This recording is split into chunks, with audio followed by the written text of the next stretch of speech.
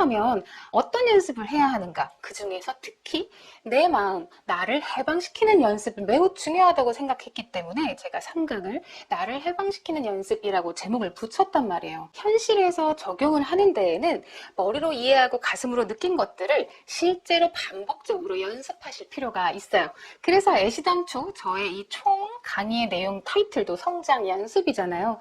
이 모든 것들이 연습 없이 그냥 마음을 품었다고 마술처럼 뿅 하고 나타나는 게 아니라는 거 다시 한번 알려드리면서요. 그렇다고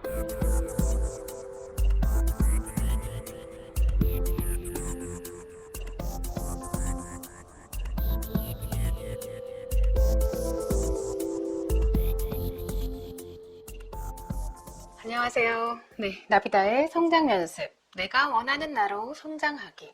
오늘은 제 3강, 나를 해방시키는 연습을 시작하도록 하겠습니다. 네, 앞에 두 강의를 통해서 앞으로 21세기에 맞는 내가 원하는 나로 성장하기란 어떤 지향점을 갖고 있고, 또 20세기의 훌륭한 심리학자분들을 통해서 인간은 어떤 존재인가 하는 인간의 이해를 우리가 공부했습니다. 그걸 통해서 우린 내면 안에 성장하고 싶고 발전하고 싶은 욕구가 있고 또 그 욕구에 부응하다 보면 내 안에 잠재 가능성들이 많이 존재하는데 얘네들을 활용하다 보면 평생 한 가지 모습으로 살 수는 없다. 이렇게 말씀을 드렸어요. 그런데 머리는 알겠고 가슴으로도 이해가 가는데 진짜 현실에서 내 마음에 품은 것들, 내 성장 방향, 성장 욕구를 실제로 구현하고 창조하기 위해서는 그 머리로 이해한 것들만으로는 어렵다고 느껴지실 수가 있어요. 그래 알겠어요. 근데 내가 적재적소에 필요한 내 새로운 모습, 새로운 잠재 가능성을 사용하는 것이 너무 두렵고 어렵습니다. 사실 어떻게 해야 할지 모르겠어요. 이렇게 말씀하실 수가 있다라는 거죠. 현실에서 적용을 하는 데에는 머리로 이해하고 가슴으로 느낀 것들을 실제로 반복적으로 연습하실 필요가 있어요. 그래서 애시당초 저의 이 총 강의의 내용 타이틀도 성장 연습이잖아요. 이 모든 것들이 연습 없이 그냥 마음을 품었다고 마술처럼 뿅 하고 나타나는 게 아니라는 거 다시 한번 알려드리면서요. 그렇다면 어떤 연습을 해야 하는가? 그 중에서 특히 내 마음, 나를 해방시키는 연습은 매우 중요하다고 생각했기 때문에 제가 삼각을 나를 해방시키는 연습이라고 제목을 붙였단 말이에요. 내가 원하는 나로 성장하려면 내 안에 많은 수만 가지의 모습과 잠재 가능성이 알아서 막 나와서 활동할 수 있게 도와줘야 되는데 활동을 저해하는 내 마음의 어떤 상태, 활동을 두려워하거나 내 새로운 모습이 밖으로 드러나는 것에 어떤 금기를 갖고 있다면 새로운 시도를 할 수가 있을까요? 새로운 시도를 할 수 없다면 내 욕구에 맞는 성장도 불가능해지잖아요. 그래서 어떻게 하면 나를 해방시킬 수 있을까로 첫 번째로 오늘 4가지를 알려드릴 건데요. 내 안의 모든 것을 수용하고 허용하는 연습이에요. 결론은 그 심리학자들 또 제가 다 소개하지 못한 인문학자들이 하는 얘기가 네 안에 다 있다 였잖아요. 그쵸? 우주에 대한 기억, 태고적의 이 지구에 대한 모든 기억도 네 안에 있고 조상들의 경험도 이미 네가 다 유전으로 받고 있고 그럴 정도로 네 안에 다 있고 또 자유의지와 자기실현 의지까지 해서 나를 중심으로 어디로 향해 가고 싶다. 수동적으로 시키는 대로 살기보다는 능동적으로 내가 원하는 것들을 읽어보고 싶다라는 욕구까지 있단 말이에요. 그러다 보니 내 안에 다 있다라는 건 어떤 의미일까요? 긍정적이고 아름다운 모습부터 부정적이고 볼품없는 모습까지 다 있다는 이야기가 됩니다. 그래서 사실 한편으로는 거부하고 싶고 받아들이기 싫다 하더라도 내 안에 있는 볼품없고 못생기고 열등하고 우중충한 모습까지 내가 인정하는 연습을 해야만 온전하게 나를 허용하고 긍정하는 것이기 때문에 결국은 그 힘으로 내가 중심이 돼서 능동적으로 내가 원하는 나로 성장할 수 있는 원동력이 돼요. 나의 일부를 이미 갖고 있음에도 불구하고 싫어하고 배척하고 배제하고 피하려고 하면 이 피하려고 하는 마음이 또 부정적인 마음을 양산하기 때문에 나를 긍정적으로 해방시킬 수가 없어요. 그런데 긍정적으로 해방시키는 힘이 취약해지면 내가 원하는 방향으로 노력하는 힘 또한 약해지기 때문에 일단 내 안에 모든 것이 다 있는데 그 중에 반쪽은 부정적이기도 하고 볼품이 없기도 하다라는 그 모든 사실을 다 수용하고 허용하는 연습이 너무 중요합니다. 그래서 평소에 이러한 연습을 한다는 건 다소 명상과 닮아 있어요. 그리고 아침에 일어나서 매일 반복적으로 암송을 하시면 좋아요. 어떻게 암송을 하시는 거냐면요. 내 안의 모든 것을 받아들입니다. 나를 발견하고 새로운 잠재 가능성을 찾기 위해 나를 열어보면 그 안에는 아름답고 긍정적인 것만 있는 것이 아니라 내가 원하지 않는 부정적이고 볼품없는 나쁜 것들도 들어있습니다.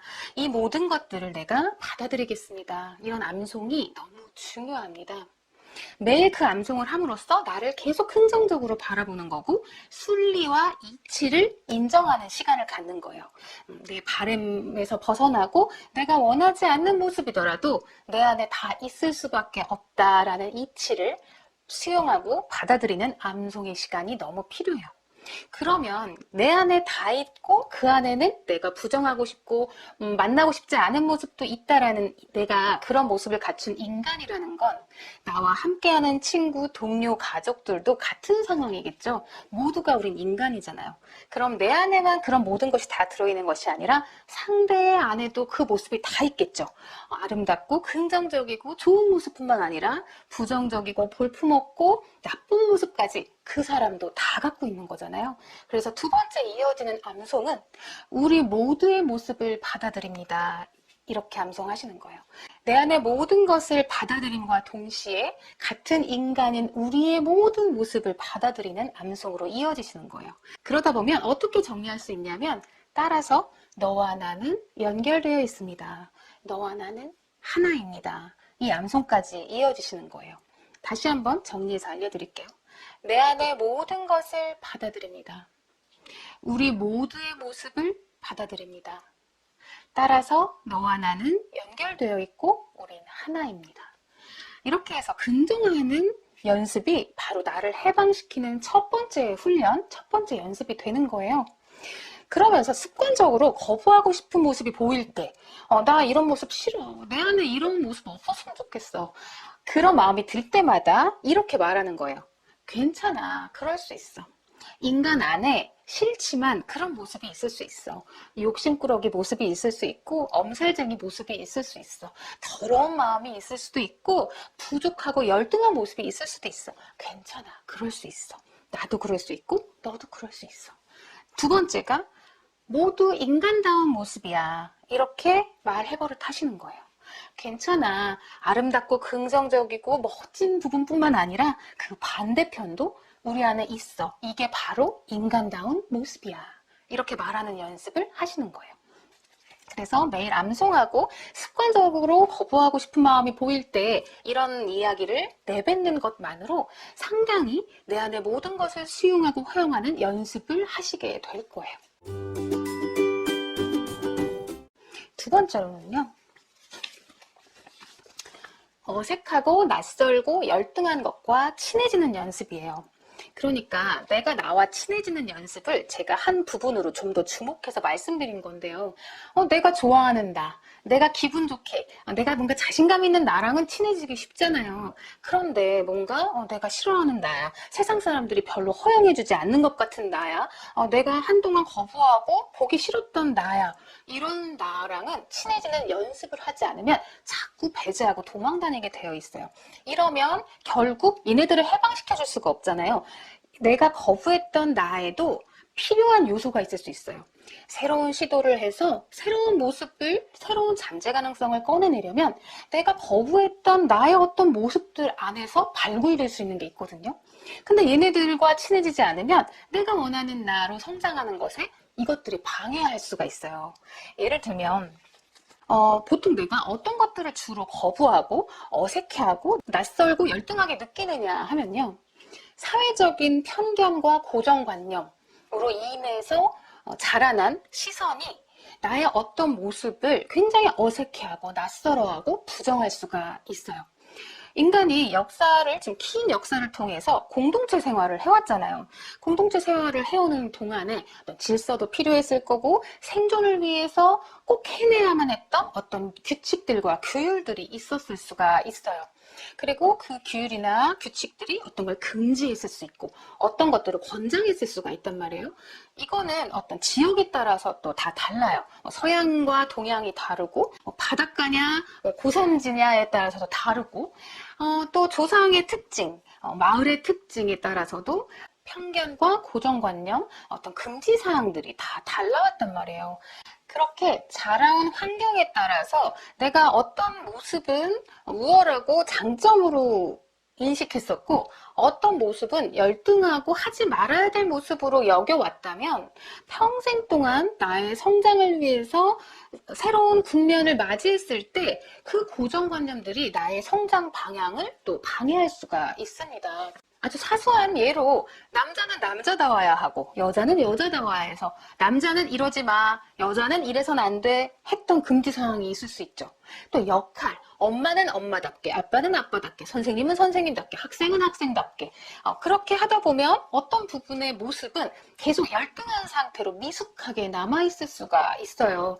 그렇게 자라오는 환경, 어떤 사회적 분위기 안에서 내가 옳고 그름, 좋은 것, 나쁜 것 이렇게 오랫동안 시선을 고정해 놓을 경우에 새로운 시도가 필요하거나 새로운 모습으로 성장해 나가야 할 때 얘네들이 나의 가장 큰 아킬레스건이 될 수가 있는 겁니다.